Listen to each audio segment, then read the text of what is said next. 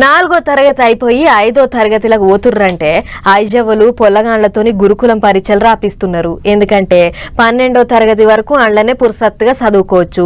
ముప్పూటలు బువ పెడతారు, పుస్తకాలు ఇస్తారు, అంతా వాళ్ళే అరుచుకుంటారు. పండుగలకో పబ్బాలకో ఇంటికి పోతే రాను పోను బాడిగల ఖర్చు తప్పితే పావుల ఖర్చు ఉండదని అయ్యవల ఆపోచన గాని అండ్లుండే తిప్పల అండ్లున్నాయి తీయుర్రి అన్నట్టు గీ గురుకుల బళ్ళ మీద తెలంగాణలో లీడర్ల నడుమ పెద్ద లొల్లి నడుస్తున్నది. గలొల్లేందో అరుచుకొని వద్దాం పారి. అన్ని ఒడిచినాయి. ఇప్పుడు గురుకులాలంతో వచ్చింది.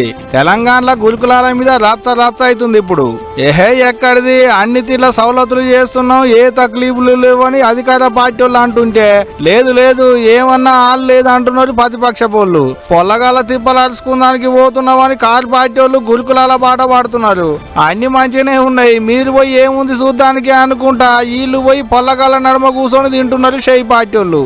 గట్ల గురుకులాల మీద గట్టినే నడుస్తుంది లడాయి. వీళ్ళంతా కాదు కానీ అసలు గురుకులం పల్లె చదువుకునేది పొల్లగాళ్ళ వయ్యలేమంటుందో ఇందాం పారి. పిల్లలకు సరైనటువంటి డైట్ గవర్నమెంట్ ఇచ్చేటువంటి పథకాలు కానీ ఇచ్చేటువంటి డైట్ మెనూల ప్రకారం పిల్లలకి అందట్లేదు.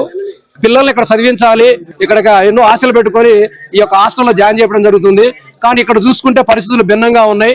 గట్ల ఖమ్మం జిల్లా వైరాలున్న ఆడపిల్లల గురుకులం బయలే సవలతులు చక్కగా లేవని పొల్లగాళ్ళ అవ్వయ్యలు జిల్లా కలెక్టర్ సార్కు మొదలాపిస్తే సార్కి ఏం పని ఉందో ఏమో గానీ సోషల్ వెల్ఫేర్ జిల్లా పెద్ద ఆఫీసర్ను తోలిచ్చిండు బయల సవలతులన్నీ అరుచుకొని రమ్మని. ఇక సార్ వచ్చి చూసినాక నిన్న పేరెంట్స్ కొంతమంది వచ్చి జిల్లా కలెక్టర్ గారికి పిటిషన్ ఇవ్వడం జరిగింది. ఆ పిటిషన్ పైన ఎవరైతే పిటిషన్ దారులు ఉన్నారో పిల్లల తల్లిదండ్రులను పిలిపించటం, ఆ ప్రిన్సిపాల్ గారు స్టాఫ్ పిల్లల సమక్షంలో ఎంక్వైరీ చేయడం జరిగింది.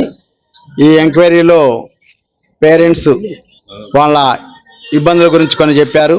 దాంతో ప్రిన్సిపాల్ గారి విచారణ కూడా తీసుకోవడం జరిగింది. ఇప్పుడు ఫుడ్ కమిటీ వరకే పిలిచారు. ఫుడ్ కమిటీ కాకుండా అందరు కామన్ పిల్లలందరితోటి కూడా ఈ రిపోర్ట్ తీసుకోవడం జరుగుతుంది. ఆగనాట అన్ని అరుచుకుంటారట. ఇప్పటి వరకైతే కొంతమంది పొల్లగాళ్ళతోని మాట్లాడిండట. అటెంక తదిమ పొల్లగాళ్ళతోని మాట్లాడి కలెక్టర్ సార్కు అన్ని ఈ విధంగా చెప్తారట.